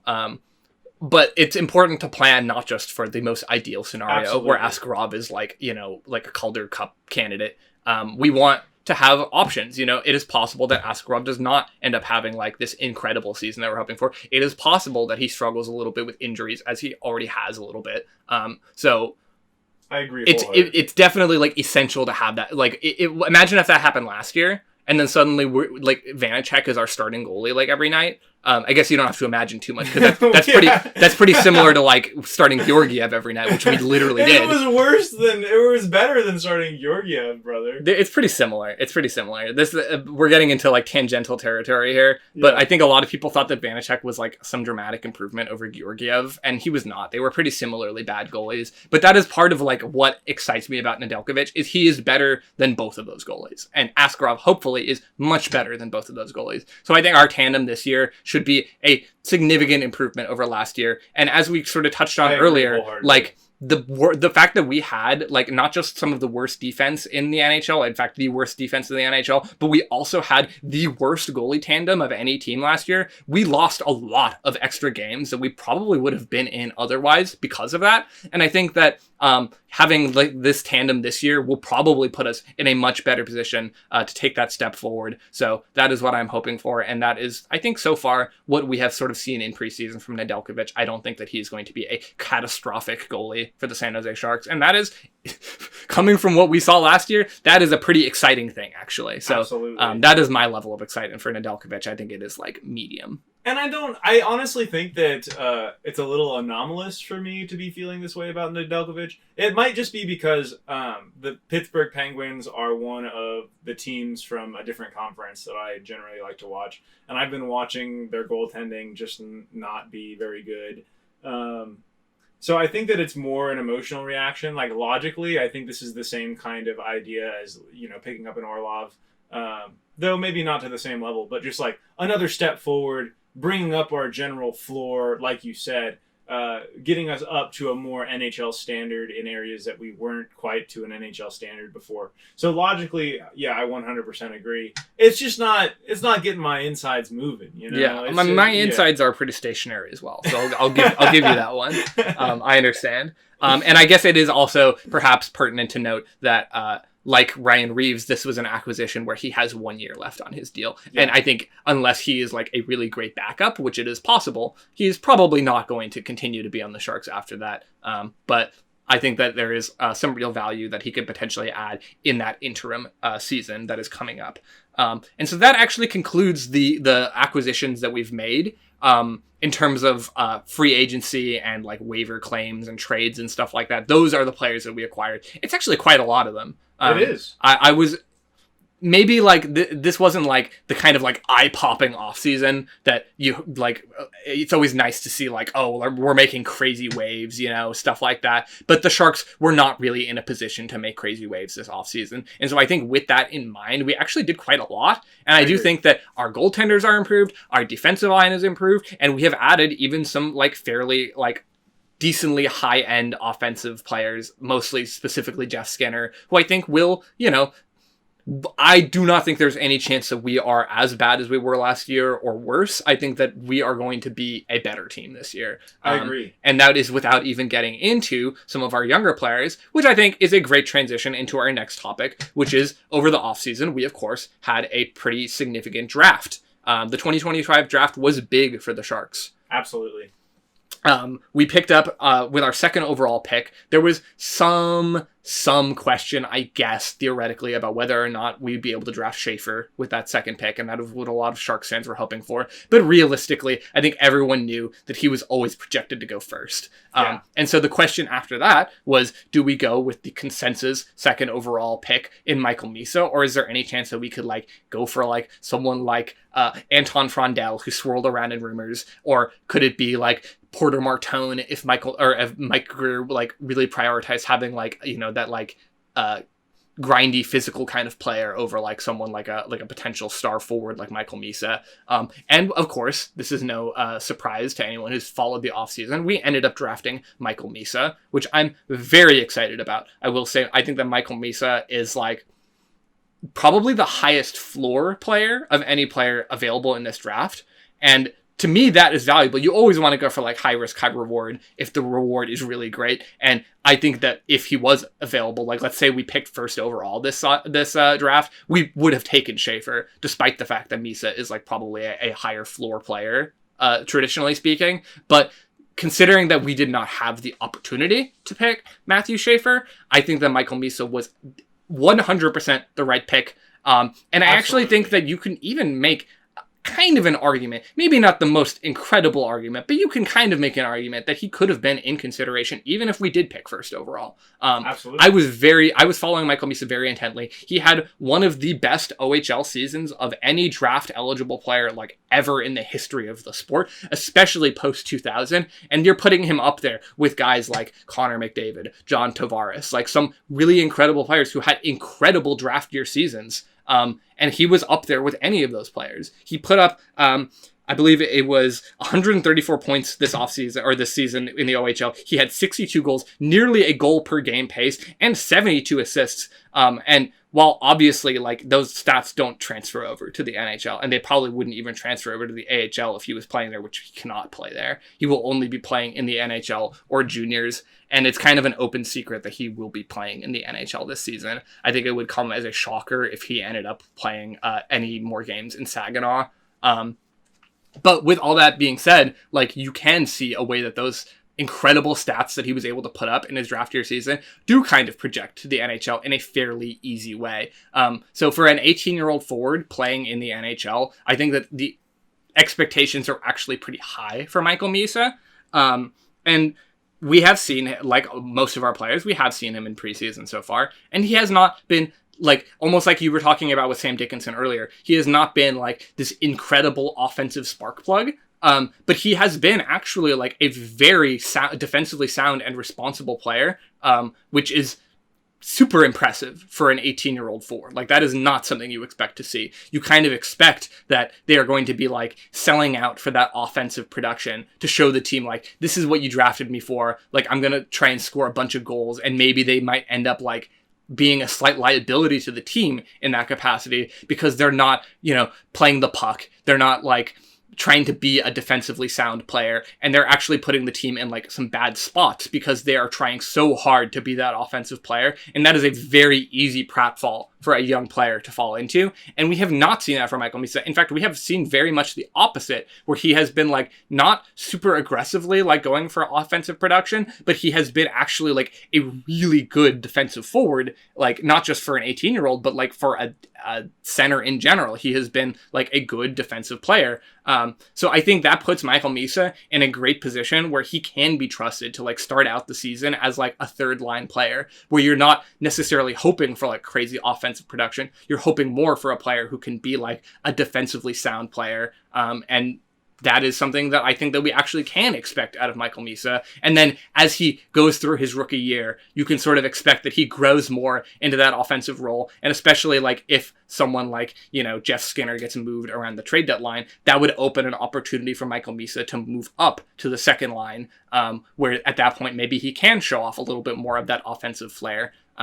So I think personally, what we can expect out of Michael Misa this year is kind of similar to, in a way, to what we saw out of Will Smith last season, where he probably won't be playing every single night, and he probably will start out like closer to like, you know, the third line. Maybe even there will be nights where he's like playing most of the night on the fourth line. But I'm very excited. I'm a big Michael Misa fan, and I do think that a couple of years from now, we will probably be seeing Michael Misa be like that second line center. On some teams, you could even maybe project him as like a potential like first line center of the future. We are very lucky in that we have Macklin Celebrini. There is almost no chance that Michael Misa will be taking that first line opportunity from Celebrini on a like regular basis. And that is actually like a privilege that we have because we have that center of the future. And maybe Michael Misa can be like that incredible second line center of the future. We have seen many NHL teams be successful running out lines where like there's a couple of guys who could be on the first line on another team, but they're instead like on that second line because they just have so many options. And for a team like the Sharks, where we have this incredible offensive pipeline, I do think that Misa is like probably going to end up filling that role, and I am super excited to see how he does. I think there's many years, in especially these past couple years, like obviously we had Bedard, we had Celebrini be really, really big, really high draft prospects. But I think before that, like the number one draft picks were not disappointing by any means, Owen Power, etc. They were not disappointing by any means, but they were not to the same level as Bedard and Celebrini. I would put Misa closer to those Bedard and Celebrinis rather than draft picks from like 2020, 21, 22. Like I think there are many years where you see him go first. He's really solid. What I've noticed, I would say he looks quite polished. That's what I would say from what I've seen in the preseason games. Like, he just looks like a more experienced player than he is. Like, you're right, he's not out here, scoring tons of goals, setting up tons of goals at this point yet from the 4 games that we've seen in the preseason. But I've just been very impressed that I just don't... I don't see him making huge mistakes. Like, when Will Smith was new, when we had just seen barely any Will Smith, and I say this as a big Will Smith fan, and Will Smith fucking improved a ton. He looks excellent, and he looks really clean. But we saw him make a lot of mistakes. Like, we saw him give away pucks. We saw him hesitate a little bit. We saw him look a little unsure out there. I have not seen that same tendency from Michael Misa. I've been very impressed by Misa. I think that the sky's the limit for him. I'm excited to see where he goes. I think that, I think that everything that can be said about Michael Misa has already been said. Everybody's talking about him. But he's just excellent. So far, to me, he's lived up to expectations. If he just continues to play how he's been playing, nice, clean, solid games, I love it. His greatest appeal, like from just a player scouting profile, he wasn't the most, like, naturally offensively gifted player in the draft. You can make an argument for a couple other guys over him in that specific area. He was not the most like incredible defensive player who's like going to be like that like Selke award winning kind of player necessarily on a regular basis. But his appeal as a player was the fact that he is just good at like everything. Like there is not really one area that he is like going to be a big liability in. And I think that, like you said, we have seen that already. He's played like not sheltered minutes even in preseason, and he has actually looked like he is not going to be a liability for us in any particular area, which is very valuable. And like that's the kind of thing that like makes Macklin Celebrini, for instance, like such an incredible like franchise cornerstone player, is the fact that he kind of can do it all. And to a lesser extent, I'm not personally of the mindset that Misa is like a Celebrini level player. I don't think he is projected that way. I don't think most people view him that way. But I think that he occupies a similar level of like, he just can be good at pretty much everything. What an unfair comparison. Imagine if you have to be compared to Macklin fucking Celebrini all the time. Like, nobody's a Macklin Celebrini. Like, and that's part of why, like, Will Smith was, like, I think, like, subjected to, like, pretty unfair comparisons last year. You're going to see that with a lot of our young players moving forward, because Sharks fans are suddenly, like, quite spoiled in that regard. We saw Celebrini come in and be, like, a damn near point-per-game player. In fact, he was somewhat unlucky a little bit in certain advanced statistics. It is entirely possible that he could have been a point-per-game player, especially if he hadn't missed part of the season due to injury. So that's an unfair comparison. And for pretty much every player we talk about who's a young player, it's going to be an unfair comparison. But I think in Misa's case, it is slightly less of an unfair comparison because he was drafted in that second overall position. He is a player who is expected to be like an overall good player in the same way that Celebrini is, but not obviously to the same level right off the bat. But I do think that like long term, 5 years from now, Michael Misa could be like, that 80, 90 point player who just is all over the ice doing everything. And that to me is a very exciting prospect. So yeah, like you said, we're not saying anything new about Michael Misa. This is all stuff that has basically been covered extensively by other people, but I do think that he is going to be a big addition to this team. And I think that we could see that as early as this season, to be honest. I think it is quite likely that he ends up by the end of the season being a pretty strong player, even if, like you said, he has that beginning of the year where he is not like an NHL caliber player and we have to sort of like build the lineup around sheltering his minutes in a way similar to what we did with Will Smith last year. That's fine. Like we're not in a position as a team where that's going to really burn us. So I'm super excited to see what Michael Misa does. And I think that is a good time to move on to our next first round pick in the 2025 draft, which was Joshua Ravensbergen. I am excited about Ravensbergen. A lot of people were like, why are we drafting another goalie? We have Yaroslav Askarov. Ravensbergen looks great. If you looked at his play in the rookie face-off games, I think he played quite well. I mean, obviously, he let in some goals. But overall, I think he played really well. I think he's good. You look at his stats in lower leagues, he's solid. I like having good goalies. I think that good goalies can take you incredibly far. I talked a little bit about the Bruins before, Jeremy Swayman. Linus Ullmark and Jeremy Swayman made the Boston Bruins a team that was expected to not be the best team in the world, especially after they lost a lot of their old core. Really kept them in the playoff hunt. Like the Boston Bruins 2 years ago were excellent because they just had excellent goalies and a pretty solid team. If we can have excellent goalies and excellent forwards and an excellent defenseman or two, man, the Sharks look really exciting. I think Ravensbergen, he gives us a little bit, he spoils us, like you were saying. I think he spoils us having two really high-level guys in the pipeline at goalie. What an excellent opportunity that is. Just very excited about him. I'm right there with you on all of that. Dope name. Great name, yeah. I believe Burger is his nickname. People call him Burger. Burger Boy. I'll bite it. I'll take a bite of it. Take a bite out of that burger. You mentioned us being the us being spoiled factor, and one way in which we have been spoiled is that a lot of our first round picks have made their NHL debuts fairly quickly. Goalies are not really ever going to follow that same pipeline, ever. Even for a guy like Askarov, he has spent many years in the AHL. Seasoning is required. We will not see Ravensbergen on the NHL roster this year. We will not see him on the NHL roster next year. It is possible that maybe the year after that he ends up being an NHL player. But you'd want to take it slow with a guy like Ravensbergen. But the natural tools are very much there. Going into this draft, he was projected as the best goalie available in the draft, and it actually wasn't considered to be that close. So the fact that we were able to get him with the 30th overall pick when he was projected to go as high as maybe 18th, somewhere in that higher range, is to me pretty impressive. I think that Mike Grier has done a good job of always getting good value out of his picks, and I think this is another example of it. I agree with you about there's no reason not to take a great goalie in that spot. And I think that the common critique from fans was that there were still some fairly solid potential defensive prospects on the board at that point. First name that leaps out to me is Blake Fiddler or Henry Brusevich. I heard lots of chatter about Fiddler. Yeah, and they were both. I think that they are both likely to be solid defensive players in the NHL at some point in the future, but they are not really franchise level defenseman or anything like that. You pick up Blake Fiddler and he's a very physical player who isn't necessarily the best puck handler.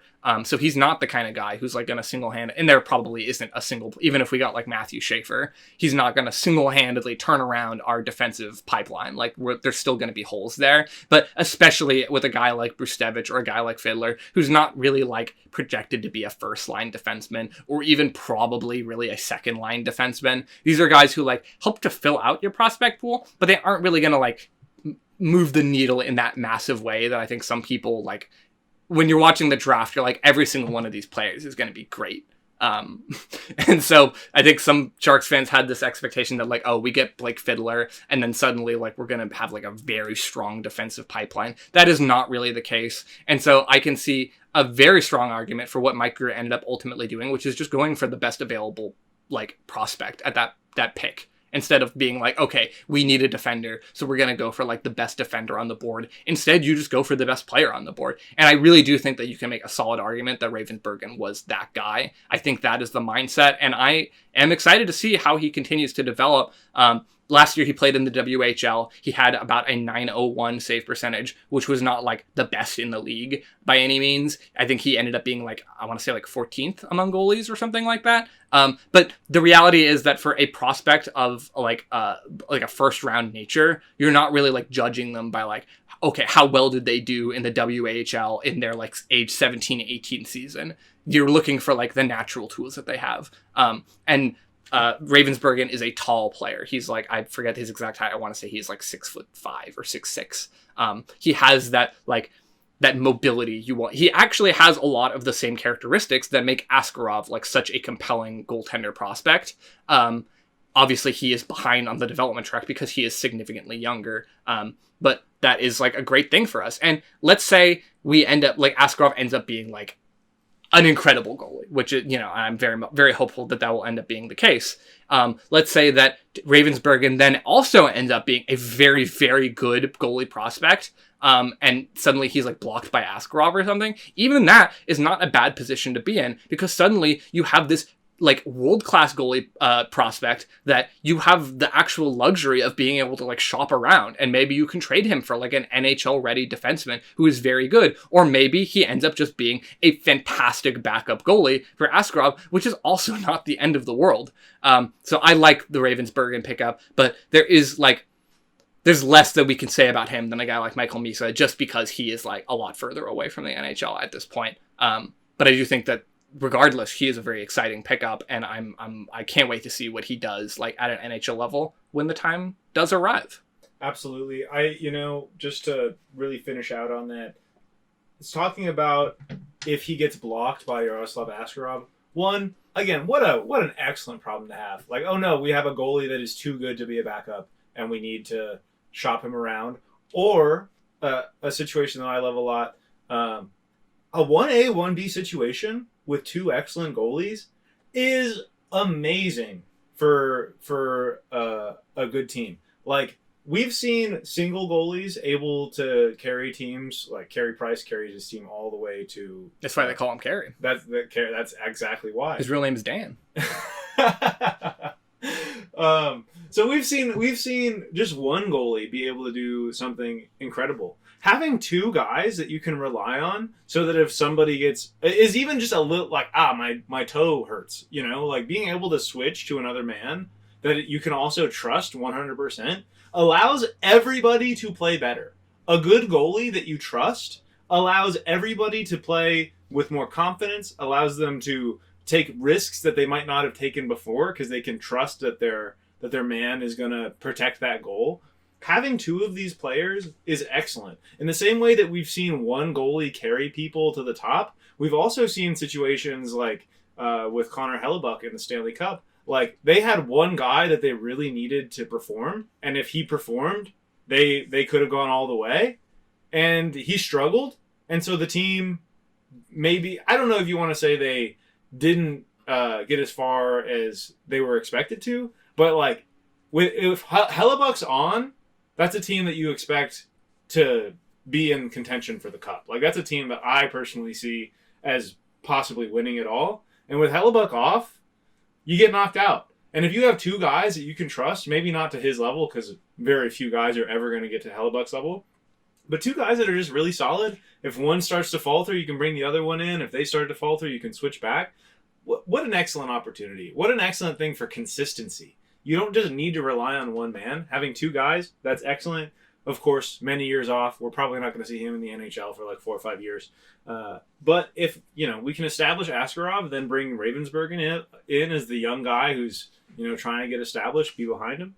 Awesome. I love Yeah, it. and Mike Greer and many other GMs who are in similar positions to Mike Greer, where they're still trying to find like who is going to be like a part of this team in the future. They have all stressed this idea of internal competition. That is a big MO for the Sharks currently. Is the idea that like no one's job is really secure. You want to have like a bunch of guys who are all competing for the same position because that forces everyone to be better. And I think that like having that like fire under Askarov where he's like, I'm not the only like star goaltender who is in this organization right now. Like potentially there are other guys who could come up and take my position. That gives him extra incentive. Not that I think he really needs the extra incentive. You know, you're already fighting for your position in the first place, but now you're really fighting for your position. And I think that that is something that does have a lot of value to the Sharks. And so there were other draft picks that we could talk about, but we're getting into like the deeper rounds. And those are players, you know, who are probably not going to be available in the next like 4 or 5 years.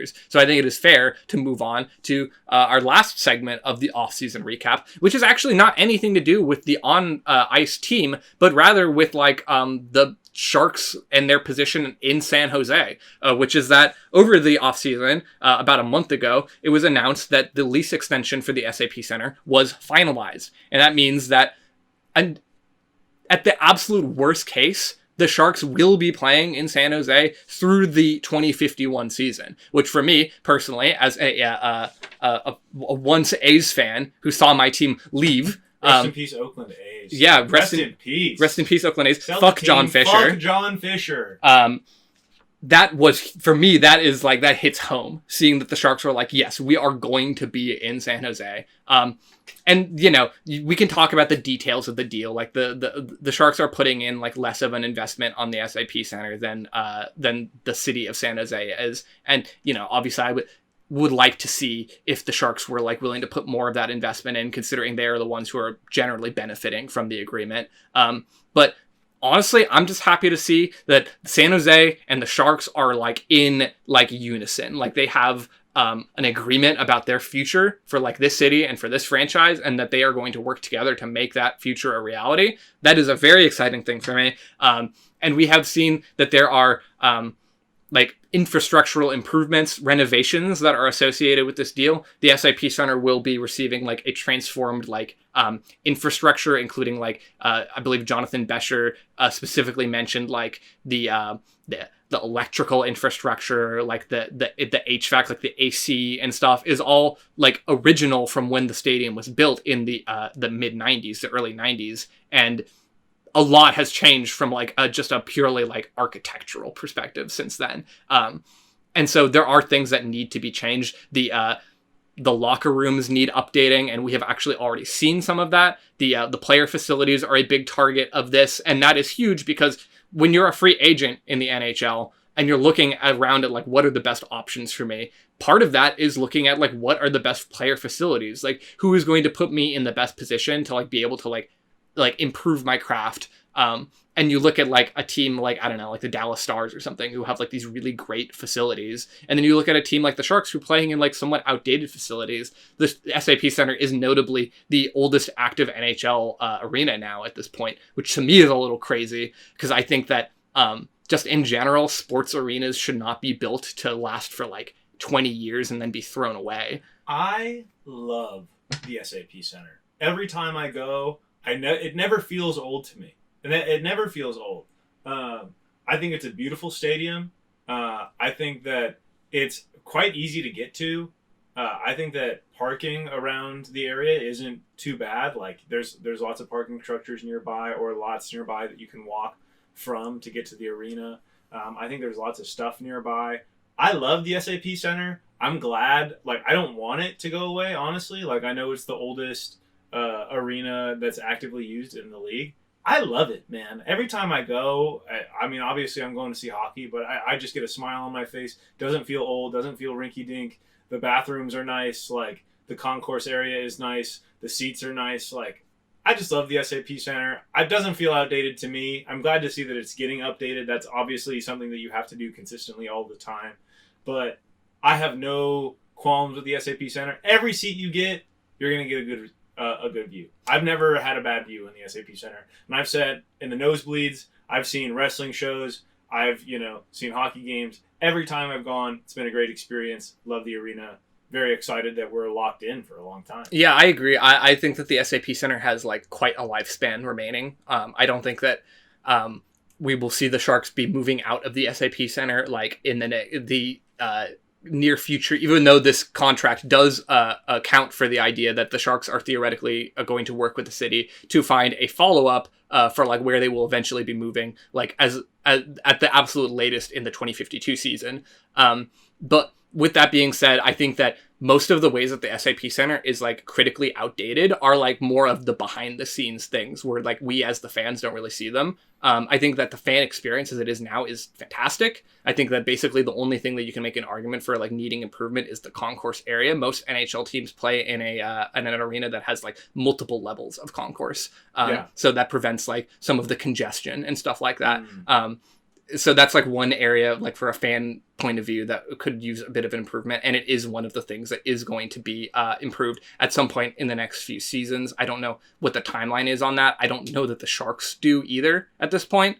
But I think, like I said, the things that are like, that do really need improving about the SAP Center are more like the behind the scenes stuff. Like we don't want to see like, there's been like sewage issues, you know, we don't want to see like the SAP Center like catch on fire because it has like outdated electrical equipment, stuff like that. And of course, I think it is essential that the player locker rooms and that the facilities like that are improved, because that is the stuff that like really does like make a difference for the Sharks' ability to like lure in free agents. But generally speaking, I am in complete agreement. I think the SAP Center is like one of the most underrated NHL arenas. I think it is like just fantastic from a fan standpoint. Like there are basically no bad seats in the entire arena, as far as I'm aware anyway. So I'm excited to see what an already, in my opinion, very good arena can be like with like a bit of extra like TLC that is now not just like likely, but actually like guaranteed over the coming seasons. So while not maybe like the most essential aspect of our offseason, I do think it's like important and something that like a lot of other like offseason review things might not be touching on because it's not like strictly related to our on ice ability or whatever. But it's a big deal. And more than anything, you know, like I said, as an A's fan, I'm just excited to see like a good collaborative relationship between the Sharks and the city, so that we don't have to worry about like, oh, well, like 10 years from now, are the Sharks still going to be in town? They are going to be in town. We will be watching Macklin Celebrini, guys like Will Smith potentially on the team 5, 10, 15 years from now. And that just like, it gives you like a nice sense of security, you know? Absolutely. And so that I think is the biggest takeaway from this, is just that like the Sharks, like the future in San Jose is teal. Like we are not going to have to worry about like, oh, is the team going to stick around? They will be sticking around. So that's the biggest takeaway there. I love to see it. You know, I think there's one thing that we've overlooked that was recently announced that I think is a good thing to end the podcast on. The biggest change to the arena is that the San Jose Sharks will be releasing the Shark Tank scent. Shark Tank scent, bro. It's some kind of scent that they're going to fill the SAP Center with that you can buy for your home, like a Febreze that smells like an ice hockey rink, which notably smell good all the time.